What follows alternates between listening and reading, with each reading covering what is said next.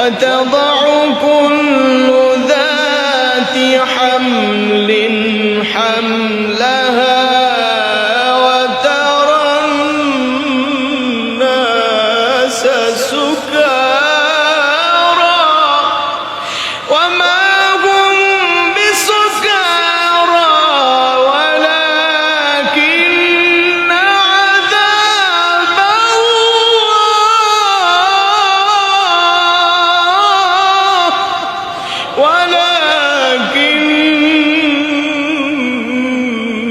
عذاب الله شديد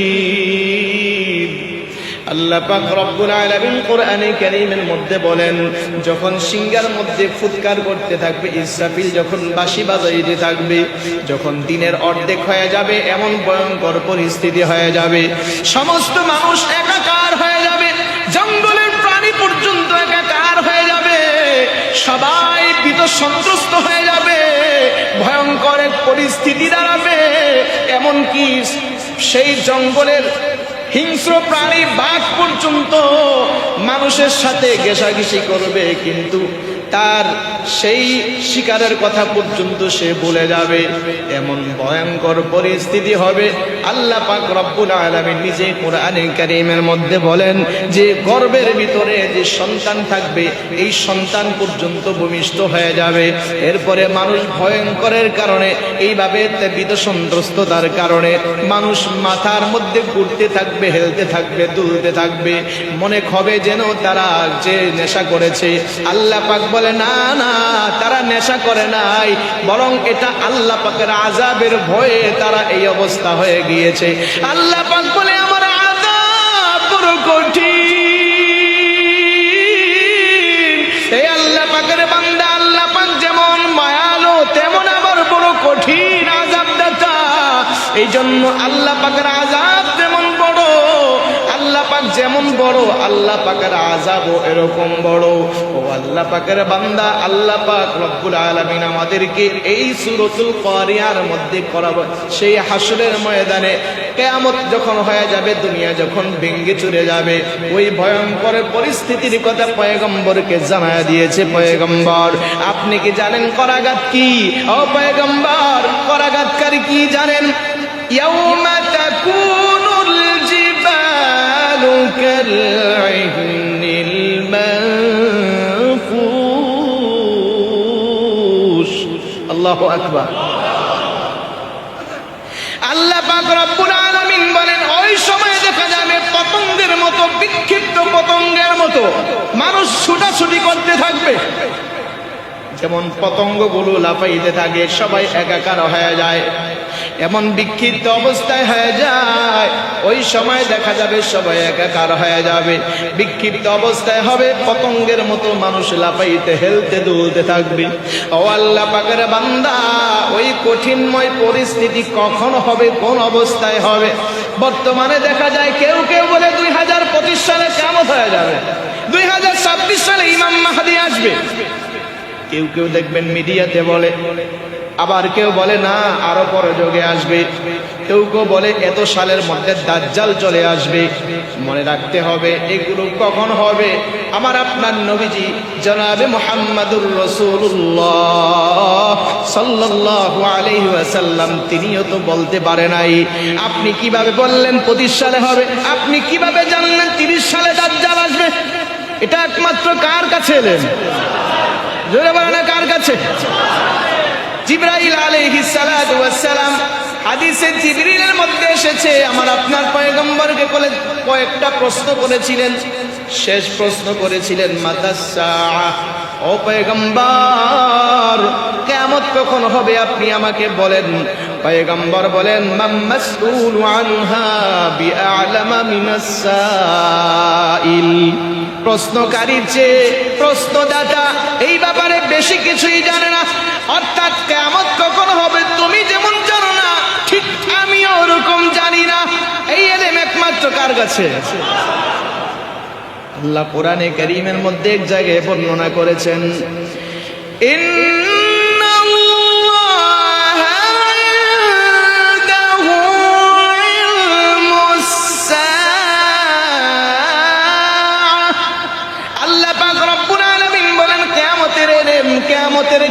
একমাত্র আল্লাহর কাছে, আর কারো কাছে নাই। এই 5টা এলেম আছে, 5টা এলেমের মধ্যে 1 নাম্বার এলেম হলো কিয়ামত কখন হবে কেউ জানে? আবার বৃষ্টি কোন জায়গায় কখন হবে, কোথায় হবে কেউ জানে না। এ আল্লাহ পাকের বান্দা আগামীকাল কি খাবে অথবা কোথায় মৃত্যুবরণ করবে কেউ জানে? জোরে বলে না জানে?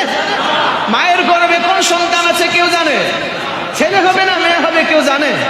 টেস্ট করার পর 6 মাস পার হইলে যখন পূর্ণ হয়ে যায় মেশিনের সাহায্যে ধরতে পারো। 6 মাসের আগে মেশিনও তো ধরতে পারো, ঠিক না ঠিক? কিন্তু আমার আপনার আল্লাহ জানে কি জানে না? 6 কোটি বছর আগেই জানে, ঠিক না বেঠিক? আমার আপনাকে দুনিয়াতে পাঠানোর আগে কি, দুনিয়া সৃষ্টি করার আগেই জানে কোন মায়ের গর্ভে কোন সন্তান হবে। এটা কার কাছে এলে? তো ঠিক আল্লাহ পাক কিয়ামত সম্পর্ক আল্লাহই জানে, আর কেউ? তো 2025 সালে মাহদি আসবে না দাজ্জাল আসবে, 26 সালে কেউ আসবে এটাও বলা যায় না, কারণ এটারও এলেন কার কাছে? তবে নবীজি ভবিষ্যৎবাণী করে গিয়েছেন কিয়ামত কখন হবে, দাজ্জাল কখন আসবে। কিছু আলামত দুনিয়ার মধ্যে বর্তমানে এগুলো চলতেছে, কিছু হয়ে যাচ্ছে, কিছু হয়ে গেছে, কিছু চলতেছে। এই জন্য কিছু কিছু উলামায়ে কেরাম বলেন দাজ্জাল আবির্ভাব হওয়ার খুব কাছাকাছি সময়। তবে হ্যাঁ, কিয়ামত ততক্ষণ হবে না যতক্ষণ না পর্যন্ত হাদিসে এসেছে আল্লাহ রাসূল বলেন লা তাকুমুস সাআতু হাত্তা ইউকালা ফিল আরদি আল্লাহ আল্লাহ। জমিনের ভিতরে যতক্ষণ পর্যন্ত আল্লাহ আল্লাহ বলনেওয়ালা থাকবে, জমিনের মধ্যে যতক্ষণ পর্যন্ত জিকিরকারী থাকবে, জমিনের মধ্যে যতক্ষণ পর্যন্ত একজন হইল নামাজি থাকবে, একজন হইল জিকিরকারী থাকবে, একজন হইল আল্লাহর ভয়ে কাঁদে, একজন হইল রুকু দেয় সিজদা দেয়, একজন হইল কোরআন তেলাওয়াত করে, এমন যতদিন পর্যন্ত জমিনের ভিতরে থাকবে ততদিন পর্যন্ত আল্লাহ পাক রব্বুল আলামিন জমিনের ভিতরে আল্লাহ তাআলা কিয়ামত দান করবে না। ততক্ষণ কিয়ামত হবে না যতক্ষণ জমিনে আল্লাহ ওয়ালা থাকবে, ঠিক না বেটি?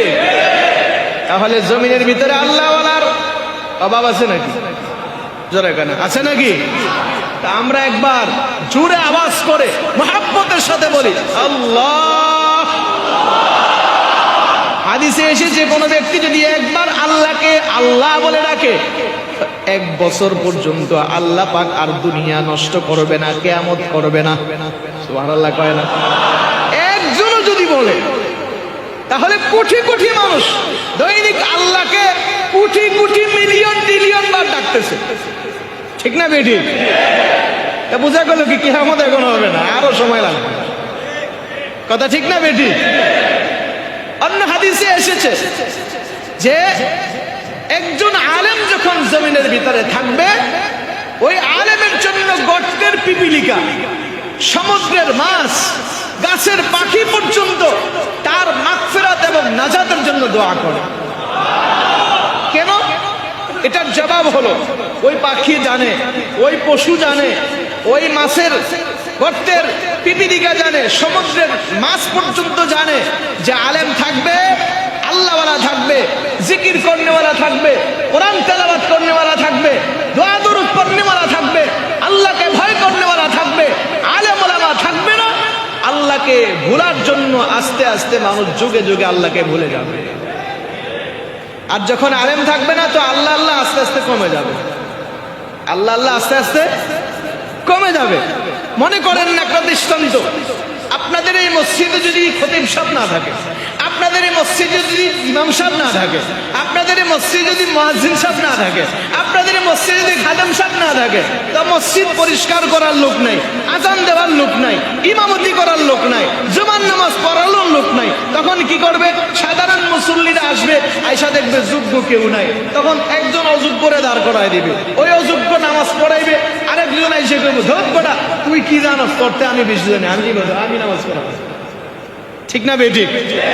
তখন কি হবে? মসজিদের মধ্যে গন্ডগোল হবে, ফিতনা ফাসাদ হবে, আস্তে আস্তে অশিক্ষিত, আস্তে আস্তে মূর্খতা বেড়ে যাবে, জমিনের মধ্যে ফিতনা ফাসাদ শুরু হবে, নামাজি আস্তে আস্তে কমতে থাকবে। ধর এই সিরিয়াস যেটা ইমাম সাহেব নাই, মুয়াজ্জিনও নাই, সাধারণ মূর্খ গিয়া নামাজ পড়া, এই মসজিদে আর যেতাম না। ওই মসজিদে গিয়ে দেখবে একই অবস্থা। আস্তে আস্তে এইভাবে দেখা যাবে মানুষ আস্তে আস্তে নামাজ ভুলে যাবে, জিকির ভুলে যাবে, কোরআন তেলাওয়াত ভুলে যাবে। এইভাবে হইতে হইতে এক সময় মানুষ গান বাদ্য নিয়ে, অশ্লীল বেহায়াপনা নিয়ে ব্যস্ত থাকবে। এইভাবে যখন আল্লাহকে একবারে মানুষ ভুলে যাবে, ওই সময় আল্লাহ পাক কিয়ামত জমিনের ভিতরে দান করবে। এর মধ্যে অনেক আলামত আসবে, দাজ্জাল আসবে, ইমাম মাহদি আসবে, দাব্বাতুল আরদ একজন পশু আসবে, মানুষের পুরা পৃথিবীর ভিতরে ঘুইরা ঘুইরা যে মুমিন তার কপালে মিম লিখবে, যে কাফের হবে তার কপালে কাফ লেখা দিবে। ইয়াজুজ মাজুজ আসবে। আল্লাহ পাক এইভাবে আবার দেখা যাবে পূর্ব দিক থেকে আগুন পাঠায়া পশ্চিম দিক পর্যন্ত সমস্ত মানুষকে নিয়ে যাবে। এইভাবে জমিনের ভিতরে বড় বড় ভূমিকম্প হইতে থাকবে। এরকম বড় বড় 10টা আলামত আসবে। এরপরে আল্লাহ পাক কিয়ামত দান করবেন। তবে শেষ আলামতটা হবে যে পশ্চিম দিক থেকে সূর্য উদয় হবে। এখন প্রত্যেকদিন সূর্য উদয় হয় পূর্ব দিক থেকে, কিন্তু যখন পশ্চিম দিক থেকে সূর্য অস্তে যাওয়ার পরে রাত হওয়ার আগে সন্ধ্যা যখন হবে, তখন দেখা যাবে কিছুক্ষণ পর আবার পূর্ব পশ্চিম দিক থেকে সূর্য উদয় হচ্ছে। এরপরে একবারে হইতে হইতে মধ্যখান পর্যন্ত সূর্য চলে আসছে, এরপরে আবার ডুবে গেছে। এই অবস্থা হওয়ার আগ পর্যন্ত মানুষের তওবা কবুল হবে। এই অবস্থা হওয়ার পর থেকে নিয়ে কারো ইবাদত, কারো তওবা, কারো জিকির আজকার কবুল হবে না। এরপরেই আল্লাহ পাক আস্তে আস্তে কিয়ামতের দিকে নিয়ে যাবেন। এই জন্য এই বিষয়গুলো আল্লাহ পাক সূরাতুল কারিয়াতে আল্লাহ পাক কিছুটা আমাদেরকে ইঙ্গিত করে দিয়েছেন। আল কারিআ মাল কারিআ, কিয়ামত করাঘাতকারী। করাঘাতকারী কি? হে নবী আপনি জানেন কি করাঘাতকারী কি?